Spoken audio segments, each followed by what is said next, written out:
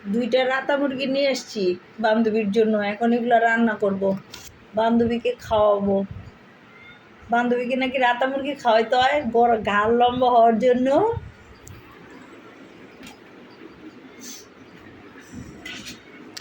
বান্ধবীটাও তো বান্ধবীকে আমি আজকে মোরগ রান্না করবো। প্রত্যেক দিন মুরগির গোস্ত কই, আজকে মোরগ রান্না করুম। আপনাদের তো মোরগ দেখাইছি, মোরগ কাইটা রেডি করে ধুইয়া ফ্রেশ করে নিচ্ছি। এখন মশলা দিব। বিসমিল্লাহ পড়ি। প্রথমে নুন দিয়ে দিলাম স্বাদ মতো, নুন দিই। এখন দিয়ে দিব হলুদ গুঁড়া, এখন দিয়ে দিব মরিচ গুঁড়া।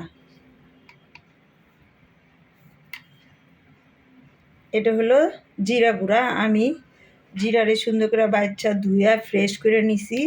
নিজেই জিরা ফাঁকি করে ঘরে রাখি। আমি বাজারের কিনা জিরা খুব কম খাই না কিনা জিরা। আর এগুলো হলো দারচিনি, এলাচি, গরম মশলা সব আমি একবারে মেশিনে বাসায় ভাঙায় নিচ্ছি। এইসব গরম মশলা 1 চামচ দিয়ে দিলাম। ব্লেন্ডার মেশিনে আমি সব কিছু ভাঙায়া রেডি করে নিই। না, আদা রসুন আলাদা আলাদা রাখছি, এখন এগুলো দিয়ে দিব।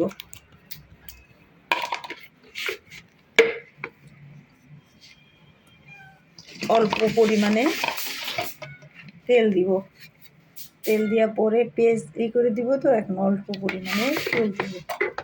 দিয়া আমি এই মোরগটা হাতে মাখা রান্না করব।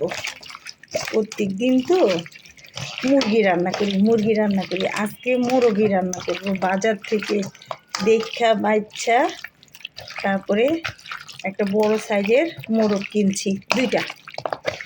এখন একটা রান্না করব আর একটা কালকে রান্না করব। বান্ধবী বেড়াইতে আসছে তো, এখন বান্ধবীর মাকে খাওয়াইতে হবে। মোরগ খাওয়ালে নাকি ঘাড়ের রগ লম্বা হয়, এজন্য বান্ধবীর মা যে কদিন থাকে বাসায় বান্ধবীর মাকে মোরগ রান্না করে করে খাওয়াবো। তাহলে বান্ধবীর গলাটা লম্বা হবে। এটা আমাদের নোয়াখালীর ভাষায় বলে যে রাতা মোরগ খাওয়াইলে নাকি ঘাড় লম্বা হয়, এজন্য রাতা মোরগ খাওয়াবো।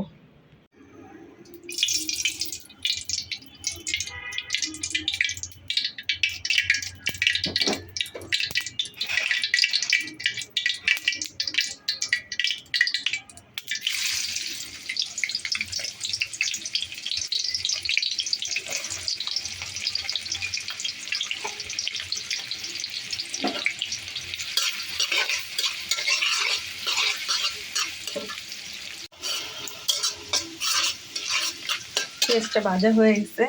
এখন আমি গরম মশলা একটু আলাম দিব, সব ধুয়া।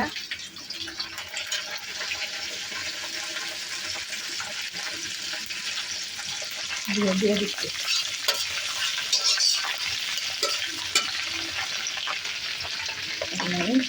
মুরগিটা দিয়ে দিব।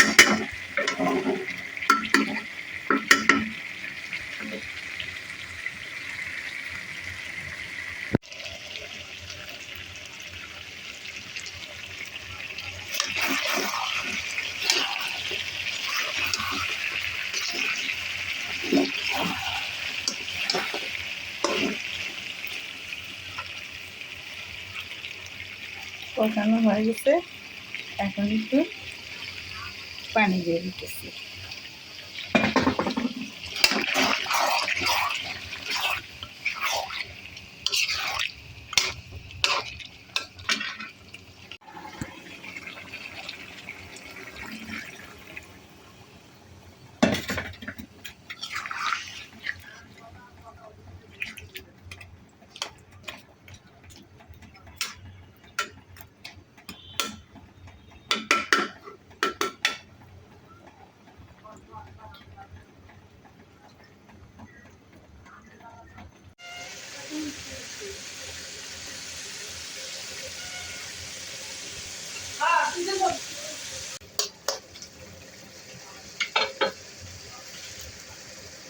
পালং শাক দিয়ে দিলাম।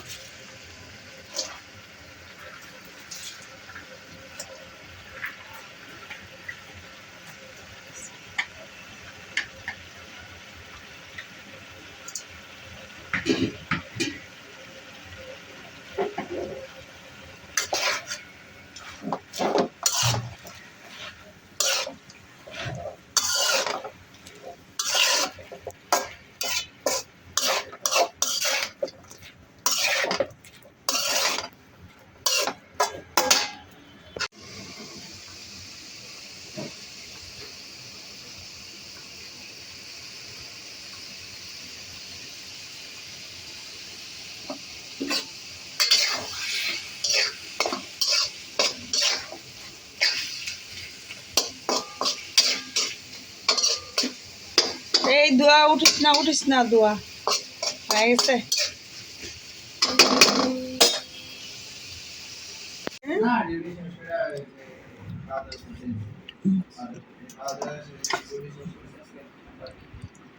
আমার কি রান্না করছো আজকে? আজকে রাতা মোরগ রান্না করছি, আর হলো এখানে চিংড়ি মাছ দিয়া তোমার এই পালং শাক রান্না করছি।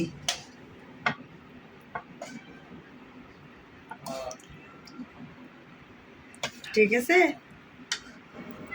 আসসালামু আলাইকুম বন্ধুরা, আমার চ্যানেলটা ভালো লেগে থাকলে লাইক শেয়ার কমেন্ট করবেন।